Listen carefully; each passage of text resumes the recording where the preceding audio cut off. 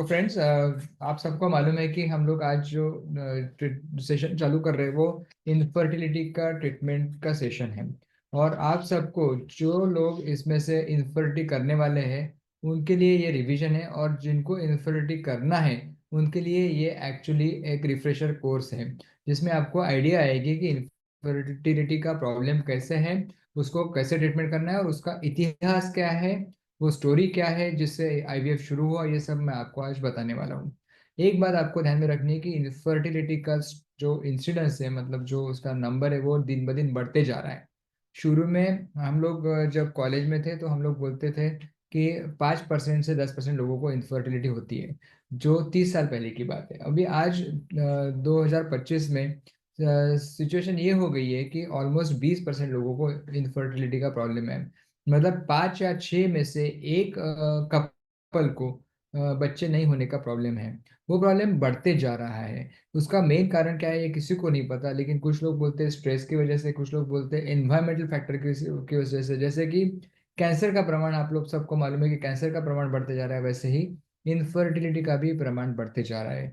कुछ लोग बोलते हैं शादी लेट होने की वजह से भी ये प्रॉब्लम हो रहा है, क्योंकि पहले के ज़माने में 20-22 साल में लोग शादी कर लेते थे। आज 30 साल के पहले कोई शादी नहीं करता। ये सब चीज़ें जो है ये मायने रखती है, और उसकी वजह से ही इनफर्टिलिटी का प्रॉब्लम बढ़ते जा रहा है। आप सबको मालूम है कि या तो फीमेल में या मेल में प्रॉब्लम हो सकता है। पहले हम लोग फीमेल की एनाटॉमी की जानकारी लेंगे। आप सबको ये पता है कि यूट्रस ये सबसे इम्पोर्टेंट ऑर्गन है, जो एक्चुअली बच्चे को जन्म देने के लिए सबसे इम्पोर्टेंट ऑर्गन हो जाता है, क्योंकि इसी के अंदर बच्चा बढ़ता है। और जैसे कि ये यूट्रस जो है, इसका नॉर्मली साइज जो है सिर्फ मुट्ठी जैसा रहता है, मुट्ठी के इतना, और उसका वजन रहता है सिर्फ 50 ग्राम्स। आप इमेजिन कीजिए, ये ईश्वर की लीला अगाध है कि 50 ग्राम का यूट्रस जो मुट्ठी के साइज का रहता है, जब प्रेगनेंसी रहती है तो वो बढ़ते बढ़ते 3 किलो का बच्चा अपने में समा लेता है। और ट्विंस हो गए तो 5 किलो के, 6 किलो के बच्चे भी उसमें आ सकते हैं। मतलब इतना उसका स्ट्रेचिंग का कैपेसिटी है, इमेजिन करो। साथ ही साथ बाजू में ट्यूब्स रहती है। जो ट्यूब्स जो रहती है वो ट्यूब्स एक्चुअली गर्भ को यहाँ से, यहाँ गर्भधारणा एक्चुअली ट्यूब के अंदर होती है, इसलिए ट्यूब का बहुत ज़्यादा महत्व है। गर्भधारणा जो होती है वो ट्यूब के अंदर होती है। और बाजू में रहती है ओवरीज। इंपॉर्टेंट ऑर्गन है क्योंकि वो एग्स को बनाता है। ये एग्स जो यहाँ से बनते हैं वो ओवरी में से निकलते हैं। ये फिमरिया की सहायता से ट्यूब के अंदर जाते हैं, इधर से स्पर्म्स आते हैं, और फिर गर्भधारणा यूट्रस के ट्यूब में होती है, और फिर वो गर्भ धीरे धीरे आके नीचे आके गर्भाशय के थैली के अंदर आता है। आप सबको मालूम है कि हर महीने में मेंस्ट्रुअल साइकिल आती है।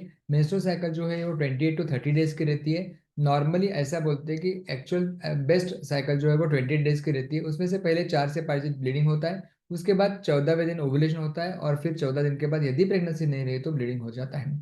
ये सब चीज जो एनाटोमी है और फिजियोलॉजी है, ये सब इसलिए जानना जरूरी है क्योंकि इसी के बेसिस पे हमारी ट्रीटमेंट पूरी आगे चलती है। तो आगे जो ट्रीटमेंट हम लोग करते हैं उसका आधार क्या है? तो आधार है ये सब एनाटॉमी और फिजियोलॉजी। सो एनाटॉमी आपको इस यूट्रस के बारे में मैंने बताया, स्ट्रक्चर के बारे में, और फिजियोलॉजी मतलब कैसे ओवुलेशन होता है ये मैंने आपको बताया। अब ओवुलेशन जब होता है, तब यदि उस वक्त ड्यूरिंग दैट पीरियड ओवुलेशन के समय यदि प्रेगनेंसी कांटेक्ट रहा या इंटरकोर्स हुआ या शारीरिक संबंध हुआ, तो फिर प्रेगनेंसी रहती है। और जो प्रेगनेंसी रहती है वो गर्भाशय की थैली में आके अटैच होती है। तो गर्भाशय की थैली जो है वो हर महीने में गर्भ को अपने यूट्रस के वॉल के अंदर अटैच करने के लिए प्रिपरेशन करती है। सो एंडोमेट्रियम लाइनिंग जो रहता है, it goes on increasing in the thickness and it forms a bed. जैसे अपने पास घर में कोई मेहमान आता है, तो अपने पास घर में जब मेहमान आता है तो हम लोग क्या करते हैं? हम उसके लिए अच्छा बेड लगाते हैं, उसकी तैयारी करते हैं, उसको सोने के लिए अच्छी रजाई देते हैं, उसको अच्छा पलंग देते हैं, उसको अच्छा बेड देते हैं। वैसे यूट्रस हर महीने घर आने वाले बच्चे के लिए अच्छी प्रिपरेशन करके उसकी तैयारी करता है। यदि प्रेगनेंसी रही तो उसके लिए अच्छा बेड बनता है। But if there is no pregnancy, जैसे हर महीने तो प्रेगनेंसी नहीं रहती, प्रेगनेंसी तो किसी भी महिला को पूरे जिंदगी में 2 या 3 बार रहती है। तो हर महीने क्या होता है, ये बेड जो है, जो अंदर का बना हुआ थिक लाइनिंग है, ये थिक लाइनिंग बराबर 28 दिन के बाद नीचे निकलना, बाहर निकलना शुरू होता है। उसी को हम लोग मेंस्ट्रुएशन बोलते हैं। So what is menstruation? Menstruation is nothing but the lining of the uterus which has become thick comes out in the form of the endometrium and the blood. So blood along with endometrium comes out, it is called as menstruation. अभी हमारे किताबों में एक बहुत सुंदर इसका एक उन्होंने उदाहरण दिया है। हमारे किताबों में लिखा है कि menstruation is weeping of a disappointed uterus. Weeping of a disappointed uterus मतलब जैसे कि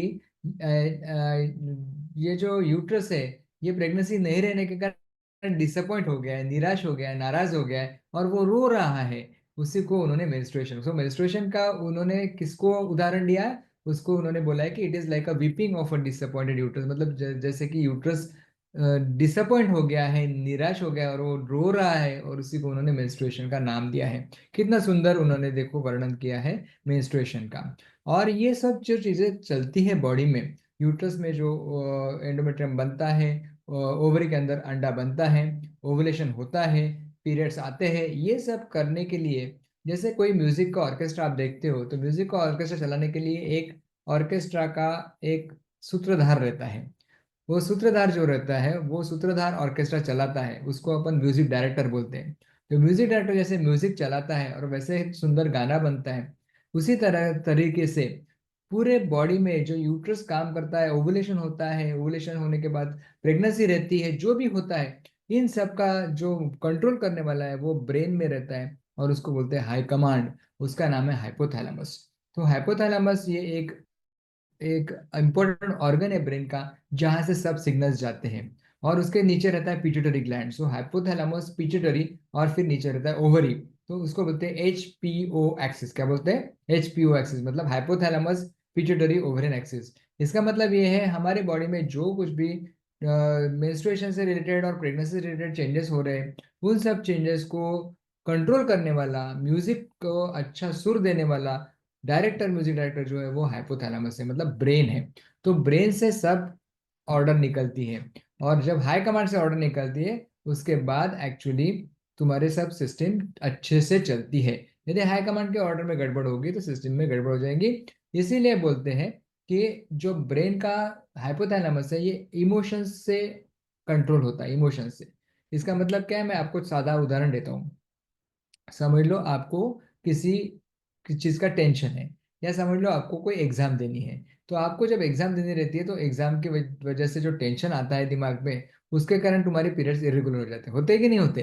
होते हैं ना इरेगुलर। देखा है आपने, सोचा है कभी कि ऐसा क्यों होता है? तो हम बोलते हैं अरे माला टेंशन आ रहा होता, मेरे को थोड़ा टेंशन आ गया था, इसके कारण मेरे पीरियड्स थोड़े से रेगुलर नहीं थे, अभी रेगुलर हो गए, अब मेरा टेंशन गया, मेरे पीरियड्स रेगुलर हो गए। तो ये जो इमोशंस है, ये इमोशंस पूरे ब्रेन को, हायर सेंटर को कंट्रोल करते हैं। इसलिए ऐसा बोलते हैं कि प्रेगनेंसी रहने के लिए और यूट्रस अच्छे से रहने के लिए और ओवुलेशन होने के लिए अच्छा मूड रखना और स्ट्रेस फ्री रहना भी जरूरी है, क्योंकि उसी की वजह से पूरी सिस्टम जो है वो अच्छे से चलने लगती है। तो इमोशंस जो है, ये इमोशंस कंट्रोल करते हैं इस HPO एक्सिस को। अब जैसे कि यहाँ पे आप After वीडियो देखोगे, penetration, इस वीडियो में the आपको male sperm समझेगा cell कि and the कैसे woman's egg cell fuse and become a embryo बनता single है। cell तो क्या होता called है कि जब स्पर्म zygote. उसके अंदर जाता The है, step next to this तो fusion, उसके बाद एम्ब्रियो बनना शुरू होता है। और ये जो है ये PN स्टेज बोलते हैं उसको। इसके बाद एम्ब्रियो बनना शुरू होकर प्रो न्यूक्लियर स्टेज का एम्ब्रियो, 2 सेल का एम्ब्रियो बनता है। 2 सेल का एम्ब्रियो डिवाइड होकर 4 सेल का बनता है। 4 सेल का डिवाइड होकर 8 सेल का बनता है। फिर उसका एक बॉल बनता है जिसको अपन मोरुला बोलते हैं। और ये मोरुला और बढ़ते बढ़ते डे 5 का एम्ब्रियो होता है जिसको हम लोग ब्लास्टोसिस बोलते हैं। तो ब्लास्टोसिस जो एम्ब्रियो है, ये एम्ब्रियो एक्चुअली गर्भाशय के थैली को अटैच होता है, उसको बोलते हैं डे 5 का एम्ब्रियो। तो जैसा the कि original मैंने point of आपको entry जब भी in बताया female. कि ये जो है ये ओवरी है, और ये ओवरी के अंदर ओवुलेशन होता है। ये जो फिमरिया यानी ट्यूब्स है, ट्यूब्स उसको अंडे को इधर से ले लेती है। यहाँ पे गर्भधारणा ट्यूब के अंदर होती है, और ये गर्भ धीरे धीरे धीरे आके बराबर गर्भाशय के थैली के अंदर कहीं तो भी जाके सेटल होता है। और जब सेटल होता है तो गर्भ एक्चुअली बढ़ना शुरू होता है। और ये मिरेकल है, मिरेकल कॉल्ड लाइफ। कितना सुंदर देखो, भगवान ने ये सब सिस्टम बनाया है। हम सोच भी नहीं सकते कि इतना कॉम्प्लिकेटेड सिस्टम बॉडी में कितना अच्छे से चलता है, और ये सब चलता है because of the hypothalamo pituitary ovarian axis. अभी जैसा ये ओव्यूलेशन कैसे हो रहा होता है और एम्ब्रियो कैसा बनता है, ये मैंने आपको बताया। यदि इसमें कोई गड़बड़ हुई तो हम लोगों को समझ में आता है कि प्रेगनेंसी नहीं रुक रही है, और हम लोग उसको बोलते हैं कि ये इनफर्टिलिटी की केस हो गई है। अभी WHO जो है, WHO आपको मालूम है ना, वर्ल्ड हेल्थ ऑर्गेनाइजेशन, WHO ने इनफर्टिलिटी को डिसीज बोला है, मतलब इसको ट्रीटमेंट करना जरूरी है और इसके ऊपर ध्यान देना जरूरी है, ऐसा WHO ने कहा है। और इनका कहना ये भी है कि 1 साल तक यदि प्रेगनेंसी नहीं रही तो कुछ मत करो। तो डेफिनेशन ऑफ इनफर्टिलिटी क्या है?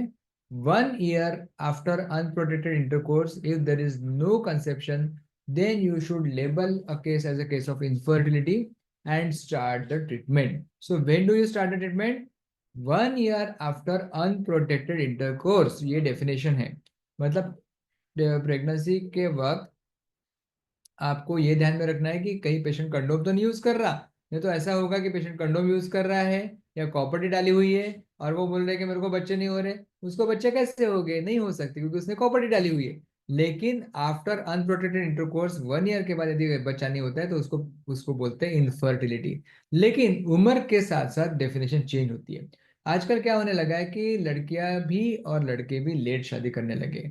यदि 35 years तक यदि शादी नहीं हुई हो तो 35 साल के बाद, जब एज 35 साल के ऊपर रहता है, तो 6 महीने के बाद यदि प्रेगनेंसी नहीं रही तो ट्रीटमेंट करना शुरू करना पड़ता है। तो डेफिनेशन ऑफ इनफर्टिलिटी क्या है?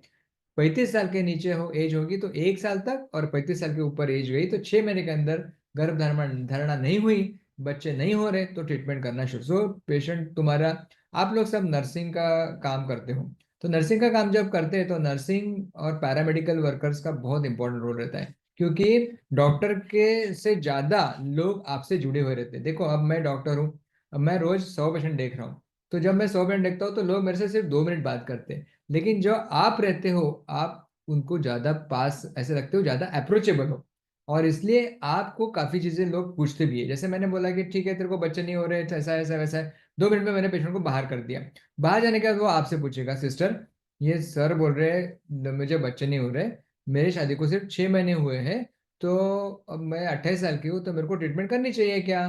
तो आप बोल लो, आपको यदि डेफिनेशन मालूम है तो आप बोलोगे अब चिंता मत कर, 6 महीने हुए हैं, लेकिन अपन और 4-6 महीने रुकेंगे, लेकिन प्रेगनेंसी के लिए ट्रीटमेंट 12 महीने के बाद शुरू करते हैं। अब ये डेफिनेशन आपको मालूम है तो आप बताओगे, आपको डेफिनेशन नहीं मालूम है तो बोलेंगे हमको कुछ नहीं मालूम। इसीलिए हम आज ये कोर्स ले रहे हैं ताकि आपको बेसिक चीजें मालूम हो, ताकि आपके काम में कॉन्फिडेंस आए। कॉन्फिडेंस के साथ काम करने के लिए नॉलेज की आवश्यकता रहती है। नॉलेज के साथ साथ स्किल जरूरी है। स्किल तो आपको काम करने से होगा, लेकिन नॉलेज और स्किल का जब कॉम्बिनेशन होता है ना, तो वो कॉम्बिनेशन बहुत खतरनाक होता है। बहुत अच्छे से आप, बहुत अच्छे सिस्टर करके आपका नाम होगा, अच्छे नर्स करके आपका नाम होगा। और ऐसे भी लोग रहते हैं जो बोलते हैं कि ये सिस्टर, ये दवाखाने में ये सिस्टर है जिसका बहुत अच्छा नॉलेज है, बहुत तगड़ा नॉलेज है, और वो बराबर लोगों को गाइड भी करती है। तो ये सब आपको तब पता चलेगा जब आपको नॉलेज हो, और इसीलिए हम लोग आज ये सब क्लास ले रहे हैं। अभी जैसे मैंने बोला कि कभी कभी मेल फैक्टर प्रॉब्लम रहता है, कभी कभी फीमेल में रहता है, कभी कभी दोनों में रहता है। और एक इंपॉर्टेंट पॉइंट है जिसमें कुछ कारण ही नहीं समझता, जिसको बोलते हैं इडियोपैथिक। इडियोपैथिक मतलब जिसका कारण ही नहीं समझ रहा। बच्चे नहीं हो रहे, सब नॉर्मल है, ट्यूब में ब्लॉक नहीं है, एज कम है, ओवरीज अच्छी है, ओवुलेशन हो रहा है, सीमेन रिपोर्ट लिखा है, हस्बैंड का सीमेन रिपोर्ट नॉर्मल है, बच्चे नहीं हो रहे, फिर उसको क्या करना? ऐसे इसमें इसको बोलते हैं इडियोपैथिक इनफर्टिलिटी, मतलब उसका कारण नहीं, लेकिन कारण कुछ ना कुछ रहता है जो हमको दिखता नहीं है। और जब हम लोग ज्यादा टेस्ट करने जाते हैं, तो जितनी जितनी ज्यादा टेस्ट करते हैं उसमें हमको समझते हैं कि कुछ प्रॉब्लम था, जो बाद में फिर समझ में आता है। तो ये हो गया डायग्नोसिस के बाद, They डेफिनेशन के बारे में। are the weak. अब मैं आपको एक बात छोटे से इसमें आपको हिस्ट्री बताऊंगा कि इंटरेस्टिंग हिस्ट्री है। 1978 में एडवर्ड रॉबर्ट एडवर्ड नाम का एक एम्ब्रियोलॉजिस्ट था, और उसका पार्टनर था पैट्रिक स्टेप्टो। ये दो लोग जो थे, ये दो लोग पैशनेट थे। ये लोग, they were they were different from other doctors. Why they were different? Because they were passionate and they had only one thing in mind कि कैसे भी करके जिनको बच्चे नहीं होते उनके लिए हमको कुछ तो भी करना है। और ये सपना लेकर के उन्होंने ट्रीटमेंट का और मेहनत करना शुरू किया। और फिर आईवीएफ का सबसे पहला जो सक्सेस मिला वो 1978 में इन दोनों को मिला। ये है, ये देखो ये फोटो दिख रहा है आपको, ये है एडवर्ड का फोटो। ये एडवर्ड नाम के एम्ब्रियोलॉजिस्ट थे, उन्होंने इनको एक्चुअली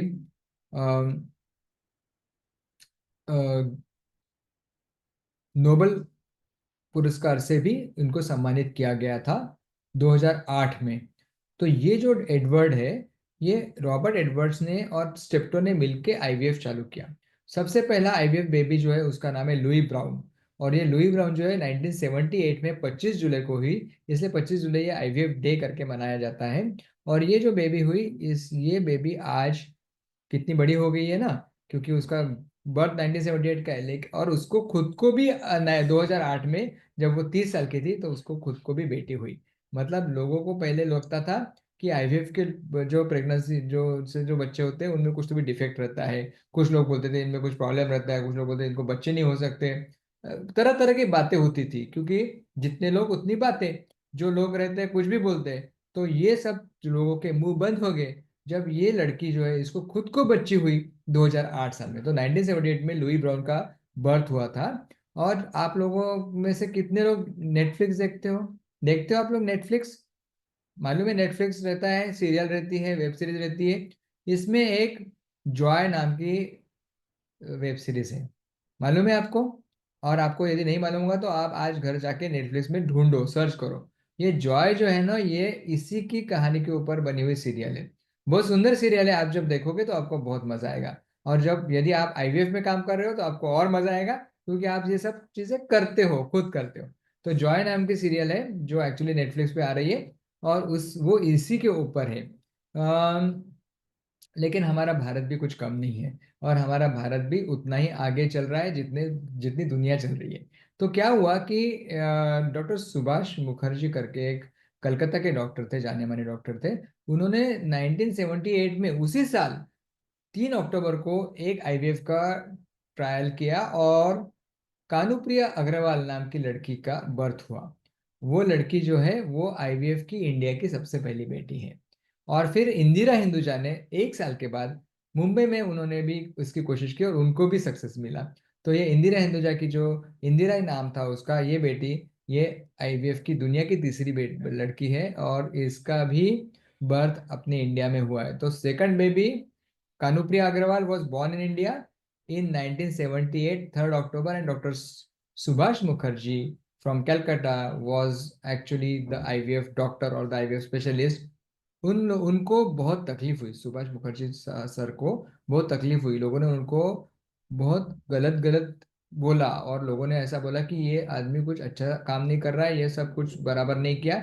बाद में उनके डेथ के बाद लोगों को पता चला कि उन्होंने कितना महान कार्य किया है, और आज पूरी दुनिया उनका नाम लेती है।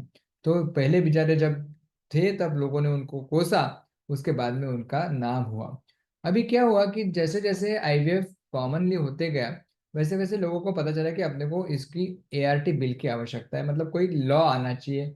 कोई लॉ आना जरूरी है जिसकी वजह से अपने को आईवीएफ में थोड़ा सा अच्छे से पूरे भारत देश में पूरा स्ट्रीमलाइन हो। और वो स्ट्रीमलाइन होने के लिए एआरटी बिल आया 2021 दिसंबर में। तो दिसंबर 2021 में एक बिल आया, उसको बोलते हैं एआरटी बिल। आप सबको पीएनडीटी एक्ट मालूम होगा।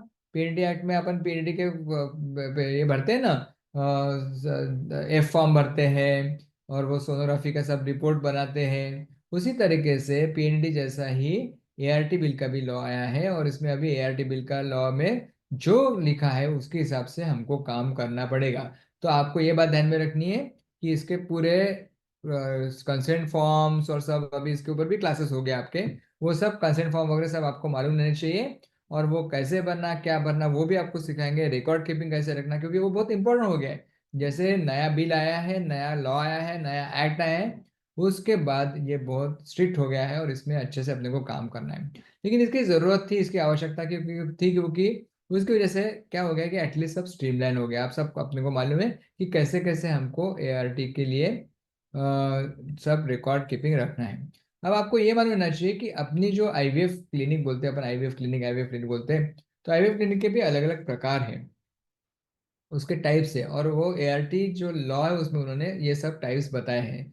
उसको बोलते हैं level 1 clinic, level 2 clinic, ART bank और सरोगेसी क्लिनिक। 4 प्रकार के क्लिनिक्स रहते हैं। लेवल 1 मतलब क्या है? आईयूआई जहाँ पे होता है। आपके यहाँ आईयूआई होता है? आपके यहाँ कितने लोगों के आईयूआई होता है? सबके यहाँ होता है आईयूआई? तो आईयूआई सिर्फ जहाँ होता है उसको बोलते हैं लेवल 1 क्लिनिक, उसमें सिर्फ आईयूआई होता है लेकिन आईवीएफ नहीं होता। अब जिस कितने लोगों के आईवीएफ होता है, यहाँ सिस्टर जो मैक्सिमम लोगों के आईवीएफ होता है ना, तो आईवीएफ जो होता है इनका क्लिनिक जो है वो लेवल 2 क्लिनिक है। कौन सा क्लिनिक है? लेवल 2 क्लिनिक है।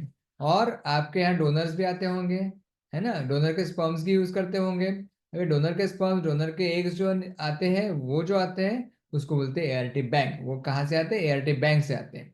और सरोगसी जहाँ होती है उसका नाम है सरोगसी क्लिनिक, और सरोगसी क्लिनिक का अलग से आपको परमिशन लेना पड़ता है। तो ये अलग अलग प्रकार के क्लिनिक्स हैं।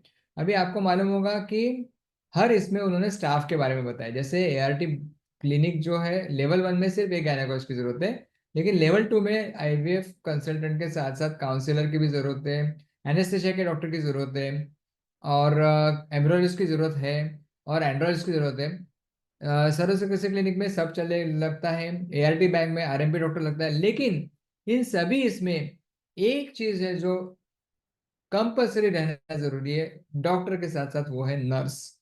जब तक नर्सिंग स्टाफ तुम्हारे पास नहीं है तब तक तुम कोई भी क्लिनिक खोल नहीं सकते, क्योंकि आपकी जो भूमिका है, आपका जो रोल है, वो रोल सबसे बड़ा रोल है। आप डॉक्टर के और पेशेंट के बीच का दुआ हो, इन दोनों को जोड़ने वाले आप हो।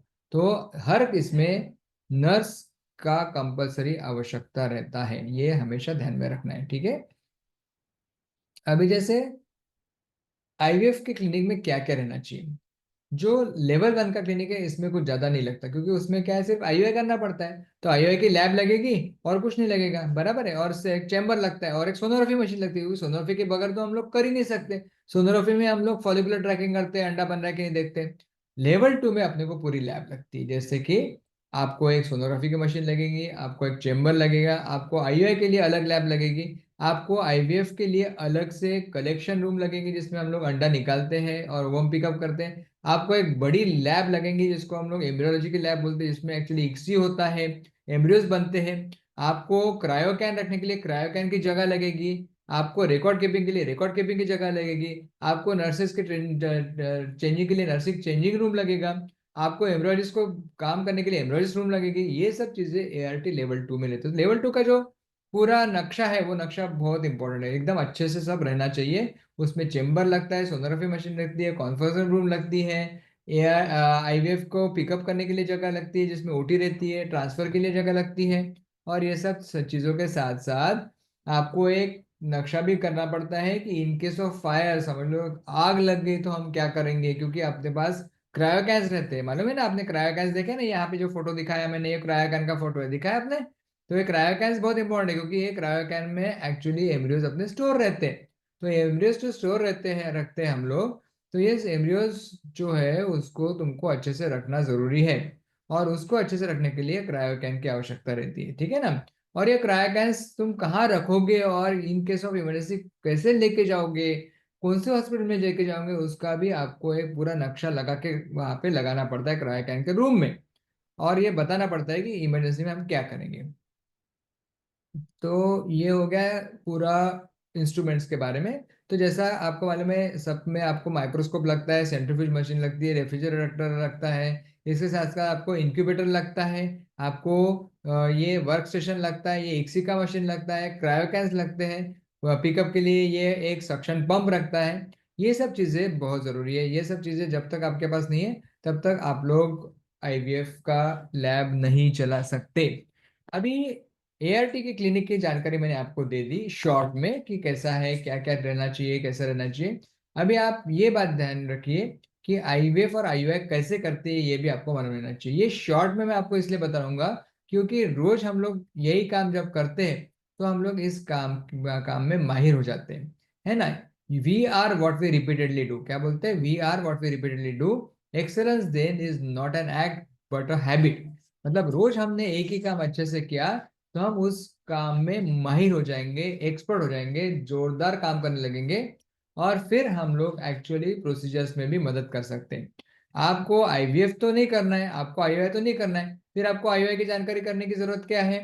इसलिए जरूरत है क्योंकि आईवीएफ की जानकारी जब तुम लोगे तो तुम्हारे को उसके कारण,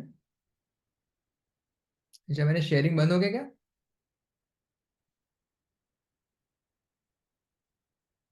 हाँ, अभी आया क्या?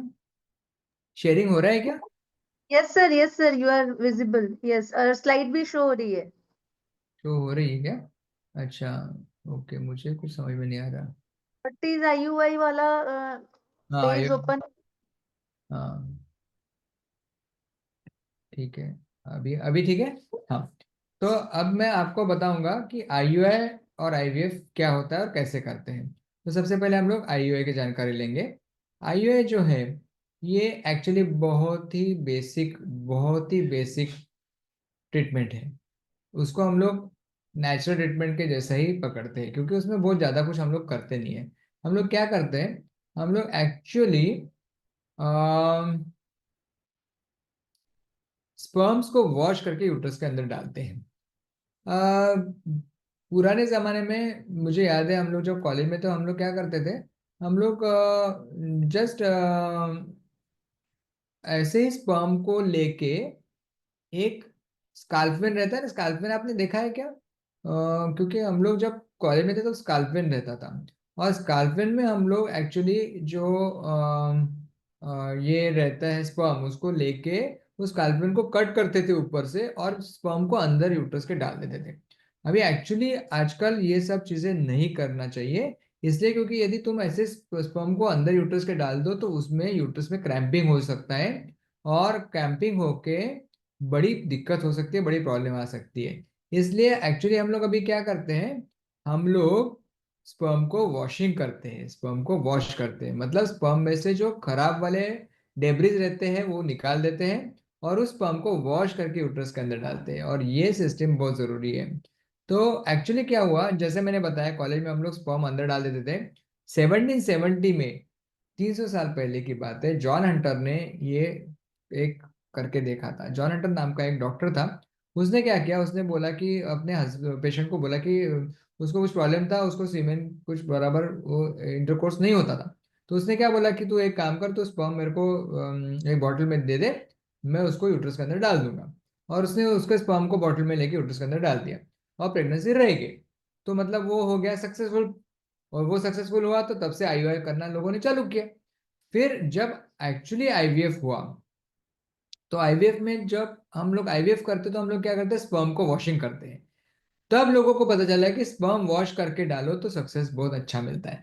फिर लोगों ने स्पर्म वॉशिंग करना चालू किया। और स्पर्म वॉशिंग करने से क्या होता है मालूम है आपको? जो स्पर्म की जो कैपेसिटी रहती है वो बढ़ जाती है, उसकी स्पीड बढ़ जाती है, और वो डायरेक्ट यूट्रस के अंदर जाके एग्स को डायरेक्ट जाके मिल सकता है, क्योंकि उसकी स्पीड बढ़ जाती है। उसको हम लोग करते हैं ज्यादा स्ट्रॉन्ग और ज्यादा एक्टिव, क्योंकि उसमें से जो खराब वाली चीजें रहती है उसको निकाल के उसको वॉश करके हम लोग अंदर डालते हैं।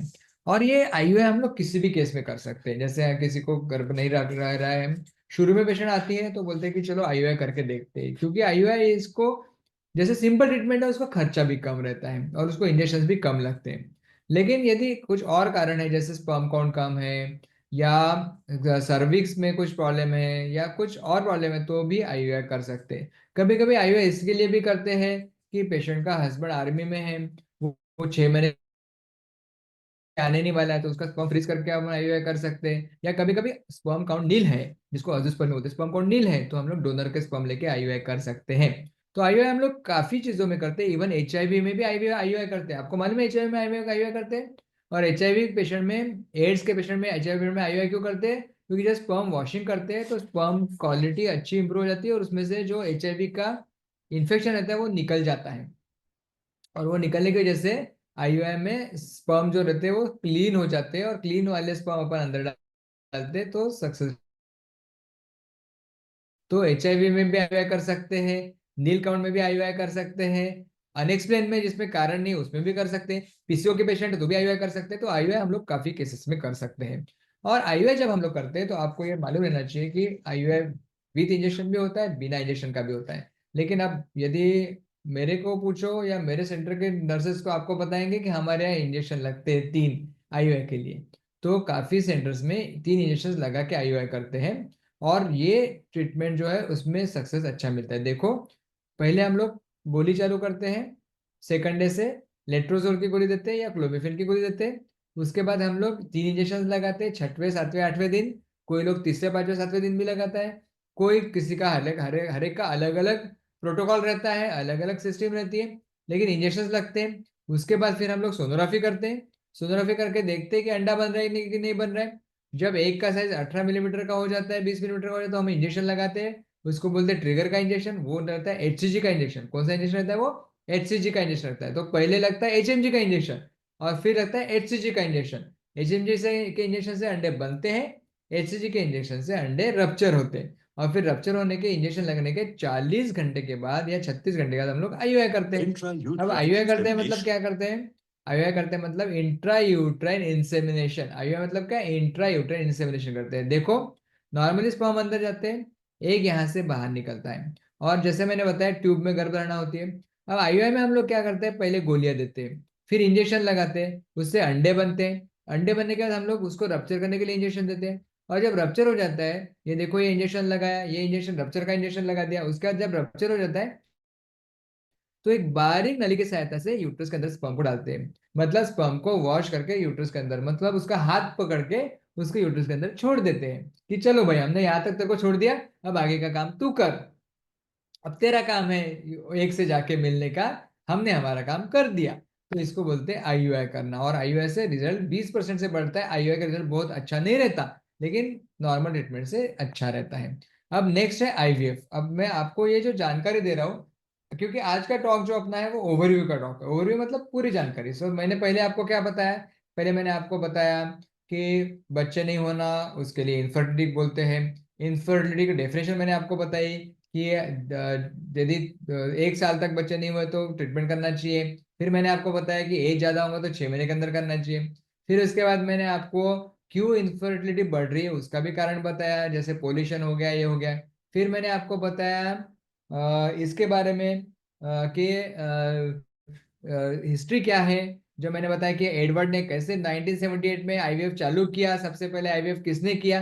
फिर मैंने आपको एक सीरियल के बारे में बताया नेटफ्लिक्स के, जो आपको आज रात को देखनी है। फिर मैंने आपको बताया, फिर मैंने क्या बताया, ART क्लिनिक के बारे में बताया कि ART क्लिनिक कैसे रहते हैं और उसका लॉ आया है, ये भी मैंने आपको जानकारी दी। उसके बाद मैंने आपको जानकारी दी IUI के बारे में, क्योंकि IUI सबसे बेसिक ट्रीटमेंट है जिसमें नर्सेस का रोल है। नर्स का रोल कैसा है कि IUI का वॉशिंग करके स्पर्म लेके आना, पेशेंट को पोजीशन देना, कस्को स्पेकुलम देना, ये सब चीजें आप करते हो, तो आपको मालूम रहना चाहिए कि आप लोग क्या कर रहे हो। उसके बाद मैं अभी जा रहा हूँ IVF की तरफ। IVF ये सबसे इंपॉर्टेंट ट्रीटमेंट है जो हम लोग रेगुलरली करते हैं। तो IVF में जो काम करने वाले नर्सेस है उनके लिए एक रिवीजन है, लेकिन IVF जो करना चाहते हैं इनके लिए ये जानकारी है। तो आप में से कितने लोग IVF कर रहे हो? सभी IVF के क्लिनिक में काम कर रहे हो, कि कोई ऐसा भी है कि IVF नहीं कर रहा है लेकिन जो जानना चाहता है? ऐसा कोई होगा तो मेरे को आप माइक बंद करके बताओ कि सर हम लोग IVF करना चाहते हैं लेकिन अभी करने, ऐसा कोई है? माइक माइक को ऑन करके बताओ मुझे। कोई एक आध नर्स है, कोई एक आध सिस्टर है जो IVF नहीं करती लेकिन करना चाहती है? असमी कोई है ऐसा अपने ग्रुप में कि सभी IVF करने वाले लोग हैं? मोस्टली सर सब IVF क्लिनिक के ही सिस्टर्स हैं। अगर कोई नहीं हो तो वो बता सकते हैं अभी। हाँ वो बता सकते हैं, क्योंकि जो IVF क्लिनिक वाले लोग सिस्टर्स है उनमें भी कुछ सिस्टर रहते हैं जो नए रहते हैं, कुछ सिस्टर रहते हैं जो पुराने रहते हैं। जो पुराने सिस्टर रहते हैं उनको सब मालूम रहता है, लेकिन जो नए सिस्टर रहते हैं उनके लिए ये सब जानकारी जरूरी है, क्योंकि उनको पता चलेगा कि ये IVF कैसे काम करता है, कैसे होता है ना? बराबर है। तो अभी जो मैं आपको IVF के बारे में जानकारी दूंगा। सबसे पहले IVF क्यों करते हैं ये आपको जानना जरूरी है। तो IVF की जरूरत किसे है? अब कोई पेशेंट, समझ लो एक लड़की आई जिसकी उम्र 22 साल है, जिसके शादी को 6 महीने हुए, और वो बोल रही कि सिस्टर सिस्टर मेरे को बच्चे नहीं हो रहे, अब मैं क्या करूं? तो तुम बोलोगे अरे आज ही मेरा क्लास हुआ IVF के ऊपर, आज ही मेरे को डॉक्टर शेम्बेकर ने IVF के बारे में बताया, तुम ऐसा करो IVF कर लो, सबसे अच्छा। ऐसा करोगे क्या? 22 साल की लड़की को 6 महीने की शादी के बाद IVF बताओगे क्या? नहीं बताएंगे, क्योंकि IVF किसको करना है उसके इंडिकेशंस रहते हैं। तो आपको ये मालूम रहना चाहिए कि IVF कब करना है और किसको करना है। तो कोई भी पेशेंट को हम लोग IVF नहीं करेंगे। तो क्या जरूरी है? क्या जरूरी है? काउंसलिंग करना जरूरी है। काउंसलिंग करना जरूरी है कि देखो तुम्हारी उम्र कम है, तुम चिंता मत करो, तुम्हारा सब अच्छा है, तुम माँ बन सकती हो, तुम्हारे में कोई कमी नहीं है, थोड़ा सा सब्र का फल मीठा होता है, थोड़ा सब्र का से काम लो, सब्र रखो, पेशेंस रखो। यदि कोई लड़की आए, कोई औरत आई जो 38 ईयर्स की है, उसकी शादी को 15 साल हो गए, बेचारी ने 4-5 बार आईवीएफ कर लिया है, बेचारी परेशान है, तो फिर उसको आप बोलोगे कि डर मत, हम लोग आईवीएफ करेंगे, क्योंकि वो आईवीएफ की पेशेंट होगी। फिर हम लोग उसको बोलेंगे आईवीएफ करेंगे, लेकिन डरना नहीं, उसका काउंसलिंग करेंगे। तो ये कौन सी केस है उसके ऊपर बहुत निर्भर करता है कि आईवीएफ करना चाहिए कि नहीं करना चाहिए। किसी को भी आईवीएफ नहीं बोलना है, आईवीएफ की केस कौन सी है ये जानना भी जरूरी है। जैसे कोई पेशेंट है जिसका सब कुछ अच्छा है, लेकिन उसके हस्बैंड का स्पर्म काउंट एकदम 1 मिलियन है या एकदम 0 है। अब उसको बेचारे को मालूम है कि अपने हस्बैंड का प्रॉब्लम है, वो प्रेगनेंसी नहीं रह सकती, फिर उसको अपन बोलेंगे चलो ठीक है, हस्बैंड का ट्रीटमेंट करके देखते हैं, और हस्बैंड के लिए आईवीएफ करना जरूरी हो सकता है, क्योंकि हस्बैंड का फैक्टर है। किसी किसी के ट्यूब ब्लॉक रहते हैं, ट्यूब ब्लॉक ऐसे रहते हैं कि टीबी हो जाता है, टीबी के कारण ट्यूब पूरी खराब हो जाती है, अब वो बेचारी ट्यूब ब्लॉक होने की वजह से माँ ही नहीं बन सकती। ऐसे पेशेंट में फिर आईवीएफ की जरूरत हो जाती है। एक्चुअली जो सबसे पहला आईवीएफ हुआ था ना 1978 में, जो मैंने आपको बताया, जो एडवर्ड ने किया था, जो लुई ब्राउन नाम की लड़की हुई, वो पेशेंट, उसकी लुई ब्राउन की जो मदर थी उसको ट्यूब ब्लॉक था। तो सबसे पहला आईवीएफ जो दुनिया में हुआ वो ट्यूब ब्लॉक के लिए ही हुआ था, उसके दोनों ट्यूब ब्लॉक थे, इसलिए आईवीएफ हुआ था। तो आईवीएफ किसको करना जरूरी है ये आपको जानना जरूरी है। फिर आईवीएफ का स्टेप्स कैसे रहता है, आईवीएफ कैसे करते हैं। अभी आईवीएफ आपको समझ गया कि आईवीएफ किसको करना है, अब आगे जाते हैं आईवीएफ कैसे करना है। तो आईवीएफ का मतलब है इन आईवीएफ का मतलब आपको समझ गया, इंट्रा यूट्राइन इंसेमिनेशन। आईवीएफ का मतलब क्या, in vitro fertilisation, in vitro fertilisation. अब आईवीएफ जो है उसमें भी अलग अलग स्टेप्स रहते हैं। पहले स्टेप रहता है कि आपको पेशेंट को आइडेंटिफाई करना है कि कौन से पेशेंट को जरूरत है, उसके बाद फिर उसको ट्रीटमेंट शुरू करना है। अब ट्रीटमेंट जब शुरू करते हैं उसमें एक्चुअली हम लोग देखते हैं कि वो पेशेंट खुद के अंडे बना सकती है कि नहीं बना सकती, बराबर है। कोई पेशेंट रहती है जो यंग रहती है, उसके अंडे बन सकते हैं। कोई पेशेंट रहती है जिसकी उम्र 40 साल की रहती है, अपने को मालूम है इसके अंडे नहीं बन सकते, तो उसको अपन डालेंगे डोनर की कैटेगरी में, मतलब उसको इंजेक्शन नहीं लगाएंगे। लेकिन जिसके खुद के अंडे बन सकते हैं उसको क्या लगाएंगे, इंजेक्शन लगाएंगे। ये इंजेक्शन जो रहते हैं वो शुरू होते हैं, लेकिन उसके साथ साथ हम लोग डाउन रेगुलेशन भी करते हैं। डाउन रेगुलेशन करना मतलब क्या मालूम है, ऐसे इंजेक्शन लगाना जिससे कि पूरा अपना आईवीएफ का पेशेंट अपने कंट्रोल में रहे। उसका जो मैंने एच हाइपोथैलेमो पिट्यूटरी एक्सिस बताया ना आपको शुरू में, एचपीओ एक्सिस जो ब्रेन है, जो सब मॉनिटर करता है, उसको हम लोग अपने कंट्रोल में ले लेते हैं, अपने वश में ले लेते हैं, और हम ऐसे इंजेक्शन चालू करते हैं जिससे कि हमारा पूरा कंट्रोल पेशेंट के बॉडी के ऊपर रहता है। उसको बोलते हैं, क्या बोलते हैं उसको, डाउन रेगुलेशन बोलते हैं। तो डाउन रेगुलेशन करके फिर हम लोग चालू करते हैं स्टिमुलेशन। अभी डाउन रेगुलेशन भी अलग अलग प्रकार से होता है, एगोनिस्ट और एंटागोनिस्ट। ये शायद आपको सुना होगा, किसी ने सुना होगा, किसी ने नहीं सुना होगा। आजकल ज्यादा से ज्यादा एंटागोनिस्ट ही करते हैं। क्या करते हैं आजकल, एंटागोनिस्ट करते हैं, लेकिन ऐसा नहीं है, कुछ लोग एगोनिस्ट भी करते हैं। तो डाउन रेगुलेशन करके फिर हम लोग स्टिमुलेशन चालू करते हैं। अब स्टिमुलेशन जब चालू करते हैं तो स्टिमुलेशन के इंजेक्शन जो रहते हैं वो इंजेक्शन अलग अलग प्रकार के रहते हैं, और वो इंजेक्शंस कौन से कंपनी के हैं, कौन से प्रकार के हैं, ये सब आपको अभी अगले क्लास में बताएंगे। लेकिन आपको ये मालूम रहना जरूरी है कि जो इंजेक्शन लगते हैं उसको बोलते हैं गोनाडोट्रोफिन्स। क्या बोलते हैं, गोनाडोट्रोफिन्स। उसका नाम आप लोग पाठ कर लो, गोनाडोट्रोफिन। वो गोनाडोट्रोफिन हो सकता है एफएसएच हो, एचएमजी हो, आरएफएसएच हो, या कुछ भी हो सकता है, लेकिन उसका नाम है गोनाडोट्रोफिन्स। ये इंजेक्शन 11 दिन लगते हैं। 11 दिन के 12 दिन भी हो सकते हैं, 10 दिन भी हो सकते हैं, लेकिन 9 से लेकर के 13 दिन के बीच में लगते हैं। और आप साधारण समझ लो कि 11 दिन के इंजेक्शन लगते हैं, और इंजेक्शन लगने के बाद फिर हम लोग पिकअप करते हैं। और पिकअप कितने घंटे के बाद करते हैं, कोई भी एक जन माइक बंद करके बताओ कितने घंटे के बाद इंजेक्शन के बाद पिकअप करते हैं। कोई भी एक जन माइक बंद करके बताओ, माइक शुरू करके मतलब अनम्यूट करके बताओ। कोई भी एक जन बताओ कितने घंटे के बाद पिकअप करते हैं इंजेक्शन लगाने के बाद।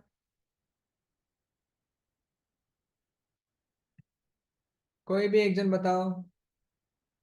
वंदना सिस्टर, विद्या मोरे, पूर्णिमा कांबळे, रेखा गोडबोले। प्लीज बताइए। हाँ, विद्या मोरे। कोई भी एक जन बताओ कुछ मैं कोई डिफिकल्ट सवाल नहीं कर रहा हूँ। भाग्यश्री तुला माहिती है का, पूर्णिमा तुला माहिती है का, स्नेहा तेरे को मालूम है क्या, नम्रता तुझे पता है क्या, शालवीना चैट मालूम है में क्या। 36 बताया सर, चैट में इन्होंने। 36 बताया, ओके, चलो ठीक है। तो इंजेक्शन लगने के बाद 35 to 36 आवर्स के बाद हम लोग पिकअप करते हैं, बराबर है। 35 to 36 आवर्स के बाद हम लोग पिकअप करते हैं, और उसके बाद पिकअप करने के बाद जब अंडे मिलते हैं उसको फिर सीमेन के साथ यूनियन करते हैं और फिर गर्भ तैयार करते हैं, तो इसको His बोलते हैं manner. आईवीएफ। अब देखो आईवीएफ की प्रोसेस कैसे होती है। सबसे पहले देखो ये ओवरी दिख रही है आपको, दिखिए ओवरी। अब इसको हम लोग देखो इंजेक्शन लगा रहे हैं। ये इंजेक्शन डेली लगा के क्या करेंगे, अंडे बनाएंगे। क्या बनाएंगे, अंडे बनाएंगे। सोनोग्राफी में हम लोग देखते हैं कि अंडे बनने के, इसको क्या बोलते हैं, फॉलिकल्स बोलते हैं। तो फॉलिकल्स देखते हैं सोनोग्राफी में, कितने फॉलिकल्स बन रहे हैं पहले देखते हैं। जैसे जैसे फॉलिकल्स बनते जाते हैं, एक दिन उसके फॉलिकल को ट्रिगर का इंजेक्शन लगाते हैं। जब उसका साइज बढ़ जाता है उसको बोलते हैं एचसीजी का इंजेक्शन। ट्रिगर का इंजेक्शन लगाने के 35 घंटे के बाद, 35 आवर्स के बाद, इस नीडल की सहायता से पिकअप करते हैं। मालूम है आपको ये सब। तो सोनोग्राफी की सहायता से नीडल डालते हैं और नीडल से अंडा, ओवरी में से डायरेक्ट अंडा निकालते हैं या एग निकालते हैं। ये बोलते हैं, इसको बोलते हैं oocyte या एग। इसको निकालते हैं इस तरीके से। एग को निकालने के बाद इस एग को हम लोग एक डिश में लेते हैं, उसको बोलते हैं पेट्री डिश, है ना। तो डिश में लेते हैं और देखो ये एग्स निकल रहे हैं। ये देखो ये एम्ब्रियोलिस्ट है, एम्ब्रियोलिस्ट ने क्या किया, एग्स को ले लिया अपने डिश में। वो माइक्रोस्कोप में देख रहा है, एग को दिख रहा है आपको। ये जो नीले कलर का है ये एग है, इसको बोलते हैं सुंदर क्वालिटी का एग। फिर एग जब मिल गया उसके बाद क्या करते हैं, हस्बैंड को स्पर्म्स लेने को बोलते हैं और एग्स को हम लोग इंक्यूबेटर में रख देते हैं।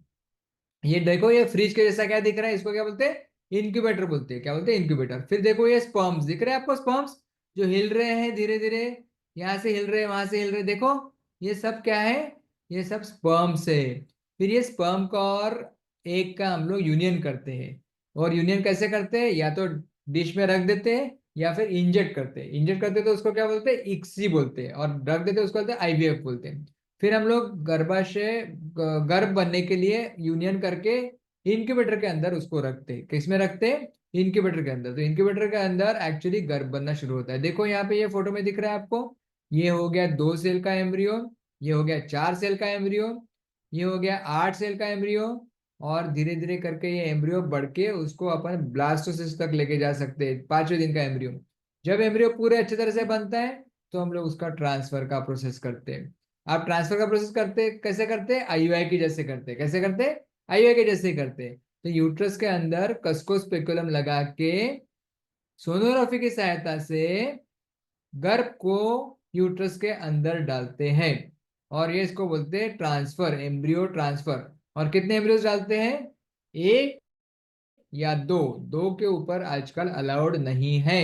ज्यादा से ज्यादा कितने एम्ब्रियो डालने हैं, 2 एम्ब्रियो। ज्यादा से ज्यादा कितने एम्ब्रियो डालने हैं, 2 एम्ब्रियो। और काफी लोग एक ही एम्ब्रियो डालना भी आजकल पसंद करते हैं, क्योंकि ट्विंस होने से कॉम्प्लिकेशंस भी बढ़ते हैं।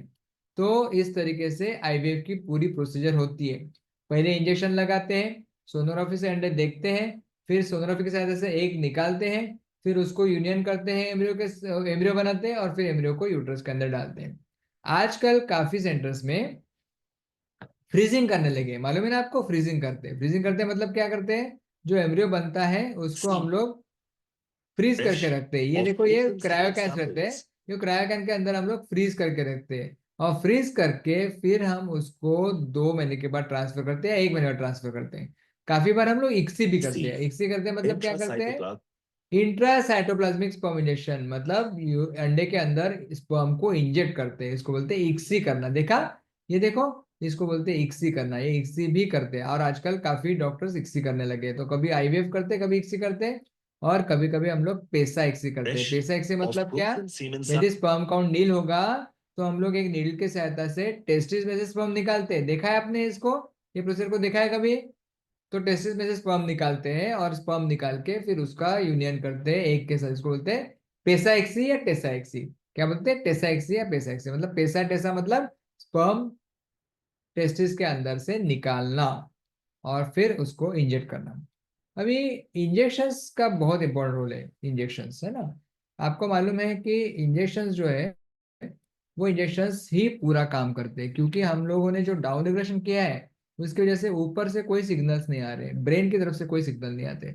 ब्रेन के सिग्नल कोई काम नहीं करते, पूरा इंजेक्शन ही काम करते हैं। इसलिए हम लोग बोलते हैं कि इंजेक्शन को अच्छे से रखो। हम लोग पेशेंट को बोलते हैं कि इंजेक्शन को आप फ्रिज में रखो, उनको हम लोग आइस बॉक्स देते हैं ताकि वो इंजेक्शन खराब ना हो, क्योंकि इंजेक्शन ही सब कुछ है। इंजेक्शन यदि अच्छे नहीं होंगे और या खराब हो गए तो पूरा खेल बिगड़ जाएगा। और ये इंजेक्शन जो लगते हैं उसको गोनाडोट्रोपिन के इंजेक्शन बोलते हैं। उसमें कोल्ड चेन मेंटेन करना बहुत जरूरी होता है, और ये पूरा हम लोग आपको बाद में बताएंगे इंजेक्शन कौन से रहते हैं।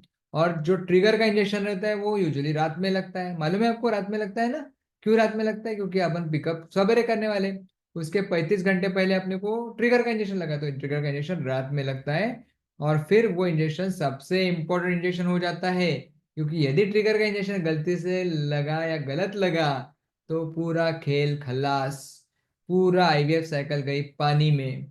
पूरा पेशेंट निराश हो जाएगा, हम निराश हो जाएंगे, क्योंकि अंडे ही नहीं मिलेंगे। तो अच्छे अंडे मिलने के लिए अच्छे से इंजेक्शन लगाना बहुत बहुत जरूरी है। और आजकल सबसे ज्यादा इंजेक्शन सबक्यूटेनियस आने लगे। सबक्यूटेनियस है ना, जो कि तुम थाई में लगा सकते हो या पेट में लगा सकते हो। ट्रिगर का इंजेक्शन ये सबसे आखिरी इंजेक्शन रहता है, लेकिन वो बहुत इंपॉर्टेंट रहता है। उसके बाद हम लोग क्या करते हैं, पिकअप करते हैं।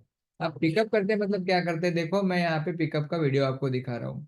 अभी सोनोग्राफी की सहायता से इंजेक्शन एक बड़ी नीडल लेके पिकअप करते हैं। देख रहे हैं आप लोग, वीडियो देख रहे हो? दिख रहा है आपको वीडियो? ये देखो, ये नीडल मैंने ली और नीडल लेके मैंने शुरू किया पिकअप करना, और नीडल डाल के इसमें से पिकअप किया, मतलब अंडा निकाला। और ये अंडा जब निकालते हैं तो फिर उसको हम लोग एक ट्यूब में लेते हैं। और ट्यूब में लेके हम लोग, देखो ये ट्यूब रहती है, ये ट्यूब में हम लोग अंडे लेते हैं और फिर वो एम्ब्रियोलॉजी की तरफ भेज देते हैं। इसको बोलते हैं ओवम पिकअप। और फिर हस्बैंड को सीमेन जो कलेक्ट करने को बोलते हैं, उसको भी वॉशिंग करते हैं। जैसे आईओआई में वॉशिंग करते हैं ना, वैसे आईवीएफ में भी वॉशिंग करते हैं। और फिर सैंपल रेडी होने के बाद आईवीएफ करते हैं।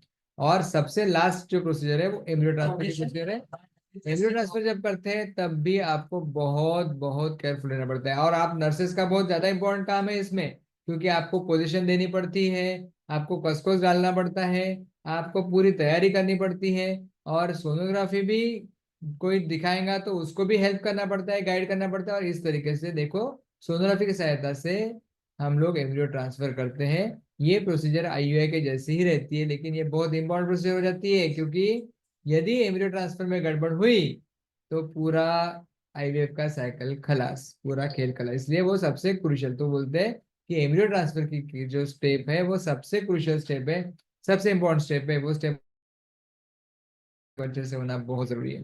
और फिर ये सब होने के बाद हम लोग पेशेंट को प्रोजेस्टेरॉन देते हैं। मालूम है ना प्रोजेस्टेरॉन? मालूम है आपको कौन से प्रकार के रहते हैं? या तो गोली रहती है वजाना में डालने की, या जेल रहता है वजाना में डालने का, या टैबलेट खाने की रहती है जिसको हम लोग डाइड्रोजेस्टेरॉन बोलते हैं। और कुछ लोग इंजेक्शन भी लगाते हैं, डेली वाले इंजेक्शन लगाते हैं। जैसे 50 मिलीग्राम का रहता है या 100 मिलीग्राम का रहता है प्रोजेस्टेरॉन का इंजेक्शन। तो गोली, जेल, खाने की गोली, और वजाना की गोली, खाने की गोली, जेल और प्रोजेस्टेरॉन के इंजेक्शन, ये 4 प्रकार के प्रोजेस्टेरॉन के सपोर्ट देते हैं। ये सपोर्ट देना जरूरी इसलिए है क्योंकि जब तक तुम एंडोमेट्रियम को सपोर्ट नहीं देंगे, गर्भाशय को, गर्भ को एंडोमेट्रियम अटैच नहीं करेगा। उसको अटैच करने के लिए, गर्भ को अटैच होने के लिए ल्यूटेल फेस सपोर्ट यानी एंडोमेट्रियल सपोर्ट की आवश्यकता रहती है। और ये सपोर्ट देते हैं प्रोजेस्टेरॉन की सहायता से। इसके बाद हम लोग पेशेंट को बेस्ट ऑफ लक देते हैं, और 12 दिन के बाद यूरिन टेस्ट और या ब्लड टेस्ट करके बीटा एचसीजी करके पेशेंट को बुलाते हैं। ये हो गया आईवीएफ Studies की कहानी पूरी। जैसा मैंने आपको बताया, फ्रीजिंग बहुत इंपॉर्टेंट हो गया है, क्योंकि cell आजकल by बहुत freezing लोग them. डायरेक्ट एम्ब्रियो ट्रांसफर नहीं करते, ये क्रायोकैन्स में फ्रीज करके रखते हैं। ये क्रायोकैन को भी अच्छे से रखना ये आपकी ड्यूटी है, क्योंकि क्रायोकैन में पेशेंट का पूरा भविष्य इस क्रायोकैन में रहता है ना।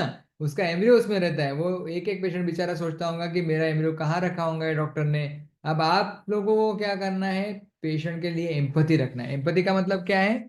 एम्पैथी का मतलब है कि पेशेंट की जगह पे खुद को जाके इमेजिन करो। जब पेशेंट की जगह पे खुद को जाके इमेजिन करते हैं ना, तो आप लोग बेस्ट सिस्टर्स कहलाओगे, आप लोग बेस्ट नर्सेस कहलाओगे, क्योंकि फिर आपका पेशेंट के लिए लगाव रहता है, अटैचमेंट रहता है। फिर उसके लिए हम अच्छा काम करेंगे। यदि आपको लगा जाने दो, रोज के तो पेशेंट आते हैं, मेरे को क्या करना है, मेरी ड्यूटी हो गई, मैं चली घर, मेरे को कुछ मालूम नहीं, ऐसा आपने सोचा तो फिर काम अच्छे से नहीं होगा। एक एक जो काम करने वाला व्यक्ति है उसको दिल लगा के, मन लगा के अच्छे से काम करना पड़ता है, तभी जाके ये काम अच्छा होता है और फिर अल्टीमेटली अपने को सक्सेस मिलता है। जैसा मैंने डोनर्स के बारे में आपको बताया कि For carrying out fertilization, यदि प्रॉब्लम एग्स में होगा तो एग्स का डोनर ले सकते हैं, यदि प्रॉब्लम fertilization, स्पर्म में होगा तो स्पर्म के डोनर हम लोग ले सकते हैं। और जब एज ज्यादा रहता है या स्पर्म काउंट नील रहता है तो डोनर के एग्स या डोनर का स्पर्म लेना पड़ता है डिपेंडिंग ऑन सिचुएशन। ये सब आपको जस्ट मैंने जनरल जानकारी दी। सबसे इंपॉर्टेंट है, जैसा मैंने बताया आपको, TLC. What is TLC? TLC के बारे में किसी को मालूम है? टीएलसी मतलब टेंडर लविंग केयर। क्या बोलते हैं? Tender loving care. इसका मतलब ये कि हर पेशेंट को अपनी सिस्टर समझना, हर पेशेंट को अपनी बहन समझना, हर पेशेंट के दिल में जाके सोचना कि इसके दिल को क्या लग रही है, ये बेचारी कितनी टेंशन में है।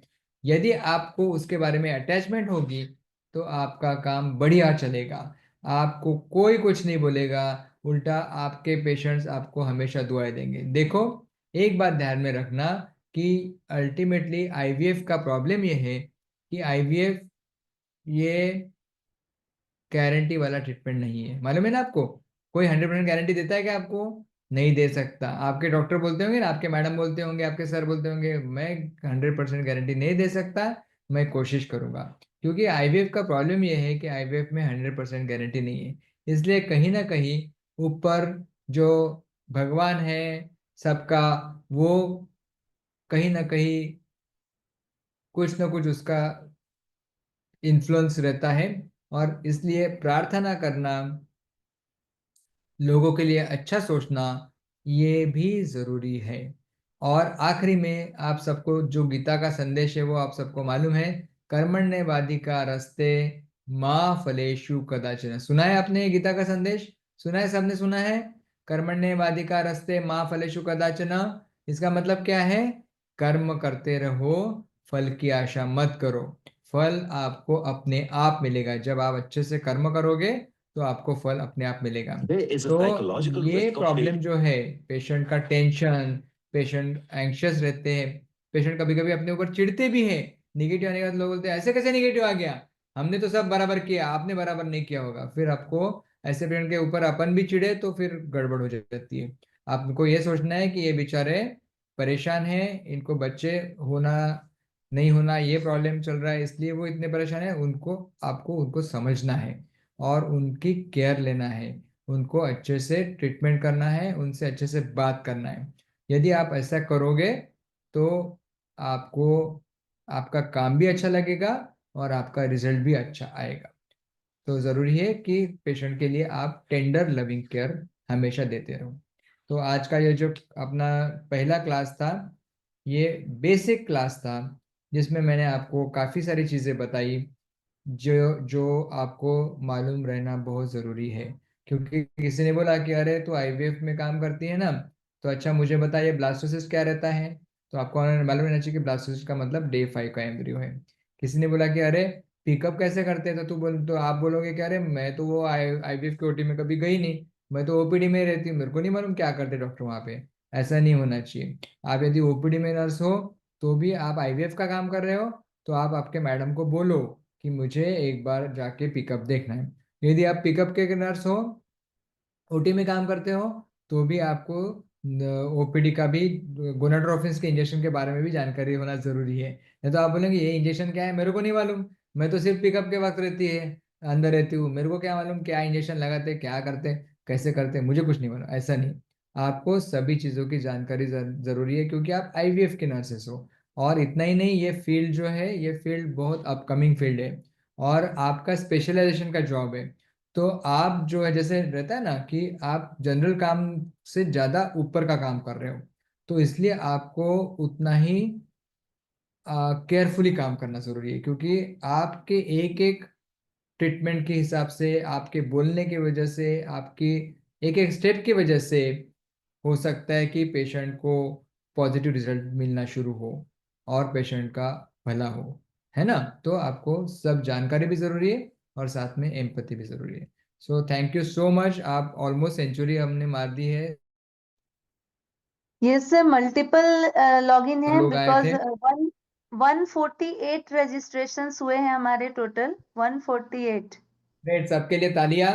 आप सबको बधाई हो, आप सबने बहुत इतना इंटरेस्ट लेके इतने इसमें बड़े नंबर में आपने रजिस्ट्रेशन किया है, और मुझे भी बहुत अच्छा लगा आप सबसे इंटरेक्ट करते वक्त। और एक अगले हफ्ते हम लोग और एक सेशन लेने वाले हैं, जिसमें मैं आपको हिस्ट्री टेकिंग के बारे में थोड़ा सा बताऊंगा, और थोड़ा नर्सेस का रोल भी बताऊंगा, कुछ इंटरेस्टिंग स्टोरीज भी बताऊंगा। उसके बाद फिर आगे डॉक्टर नीलम, डॉक्टर श्रुतिका और पद्मा रेखा मैडम आगे एक एक चीज़ आपको डिटेल में बताएंगे। जैसे ओपीडी में कैसे काम होता है, आईपीडी में कैसे होता है, रिकॉर्ड कीपिंग कैसे रखना है, ये सब आपको बताएंगे। और आखिरी में पद्मा रेखा मैडम आपको काउंसलिंग के बारे में बताने वाली है, जो कि बहुत बहुत इम्पोर्टेंट है। सो आई थिंक अस्मी 5 मिनट का एक क्विक रिव्यू, क्विक, किसी को कोई क्वेश्चन है तो you can ask session related question. We have only 5 minutes, otherwise we will take pending questions in next session. हाँ, या फिर अपन ना ऐसा भी कर सकते हैं कि ग्रुप बनाओ, और उसमें किसी का कुछ क्वेरी होगा तो फिर उसको सॉल्व कर यस सकते यस, तो there is already a group sir. हैं।